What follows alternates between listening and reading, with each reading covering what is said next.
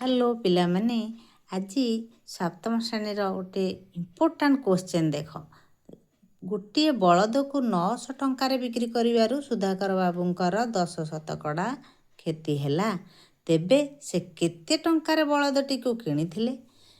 केते टंकार बिकिथिले तांकर 10 शतकड़ा लाभ होता। यही प्रश्नटी को आम समाधान केमिति करवा ताले से देछि कौन सुधाकर बाबूंकर बिक्री दाम देछि कौन बलदटीर बिक्री दाम होछि 900 टंका तेबे 900 टंकार बिक्री करथिबारु तांकर क्षति केते हेछि 10 शतकड़ा क्षति हेछि। ताले किणा दाम केमिति बाहर करवा किणा दाम केमिति बाहर करिवा रे ना बिक्री दाम देछि माने क्षति कहला माने आमे तळकु जीवु क्षतिटा परिमाण तौक नवा केते क्षति होती ना 10 शतकड़ा क्षति होती ताने 10 शतकड़ा क्षति हेले केते हबो 100 विभक्तक 100 फेड़ाण 10 केते शतकड़ा आ रही 90 शतकड़ा रही ताने 100 फेड़ाण 10 माने 90 को तुम केमिति काटिबो देख केते सहज उपाय रे काटिबो ना 900 गुणन 100/90 रहिला ताले 9 रु गोटे शून्य काटि दियो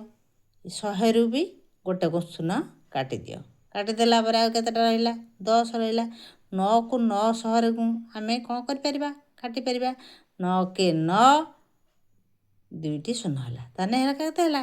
100 ताने 100 नुआ 900 ताने 100 एठी रहिला गुणन 10 समान केते होला 1000 ताले 1000 टंका रे से किनिथिला ताले 1000 पुणे प्रश्न कोन अछि केते टंका रे बिकिथिले 10 शतकड़ा लाभ होता ताने 1000 टंकार से किणी 900 टंकार बिकी बोली 10 शतकड़ा क्षति होती ताले किणा दाम 1000 टंकार लाभ होती हम केते 10 शतकड़ा लाभ हम ताले बिक्री दाम केमती बाहर करवा ताने लाभ होला माने निश्चित भाव में कौन हम आम 100 मिशाण शतकड़ा लाभ ऊपर रहिबो 100 होची तळकु जीवो ताले कौन ही गला क्रय मूल्य केते 1000 टंका गुणन 100 मिशाण 10 विभक्तक 100 सेमिति एठी कौन हे जीवो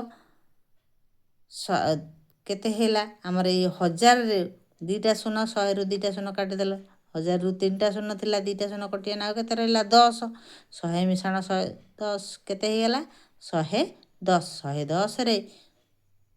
10 गुणिले कौन हबो आमे जानी शून्य गुण अच्छी माने कौन हो जितेटा शून्य साइड रे सेतेटा शून्य पकईदेले 1100 टंका है ताले सुधाकर बाबू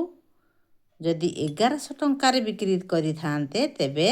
10 शतकड़ा लाभ होई थांता किपरि लागिछि कमेंट रे जणैबो।